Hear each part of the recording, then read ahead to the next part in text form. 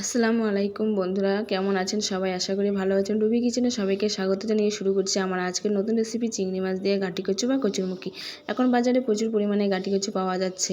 আপনারা পুরো রেসিপিটা দেখতে থাকুন। যারা গাঁটি কচু পছন্দ করে না তারাও চেটেপুটে খাবেন। রেসিপিটা ভালো লাগলে লাইক কমেন্ট শেয়ার করবেন, আর নতুন বন্ধু হয়ে থাকলে চ্যানেলটা সাবস্ক্রাইব করবেন।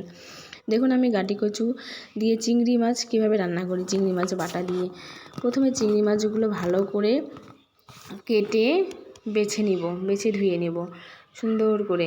চিংড়ি মাছ প্রথমে কতগুলো দেখা যায়, বাছার পর কিন্তু একটু হয়ে যায়। চিংড়ি মাছগুলো পরিষ্কার করে আমি ধুয়ে নিয়েছি। তারপর গাঁটি কচুটা কেটে নিয়েছি। এখন কচুটা লবণ দিয়ে একটু ভাপিয়ে নেব। কড়াইতে জল দিয়ে কচুটা ভাপাতে বসিয়ে দিয়েছি। বেশিক্ষণ ভাপাবো না, কিছুক্ষণ ভাপিয়ে নিয়ে নামিয়ে নেব। বেশি সিদ্ধ করব না, কচুটা সিদ্ধ করলে ভালো লাগবে না, গলে যাবে। তারপর কড়াইতে সর্ষের তেলে রান্না করব। সর্ষের তেল দিয়ে চিংড়ি মাছটা একটু লালচে লালচে করে ভেজে নেব। লবণ হলুদ ছাড়া ভাজবো।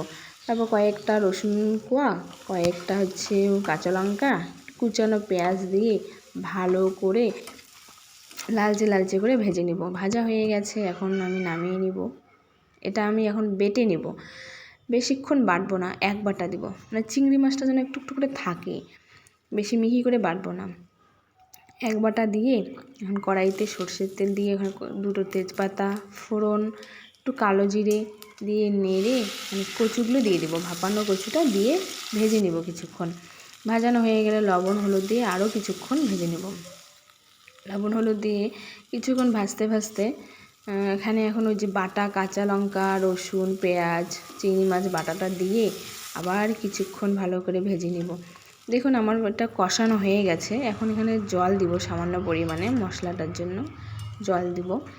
বেশি জল দিব না, একটু পরিমাণ মতো জল দিব। তারপর আমি কয়েকটা চিংড়ি মাছ গোটা রেখেছি, বাটিনি, ওটাও দিয়ে দিব। দিয়ে চাপা দিয়ে 2 মিনিট চাপা দিয়ে ঢাকা নামিয়ে পরে এখন কষতে থাকবো ভালো করে। কষানো হয়ে গেছে আমার, পরিমাণ মতো জল দিয়ে আবারও একটু জল দিলাম। জল দিয়ে একটু নাড়াচাড়া করে আমার জলটা ফুটে উঠেছে। আমি এখন এটা নামিয়ে নিব। তারপর উপরে একটু দেখুন কত সুন্দর হয়েছে। উপরে আমি ধনেপাতা কুচি ছড়িয়ে দিব। ব্যাস রেডি।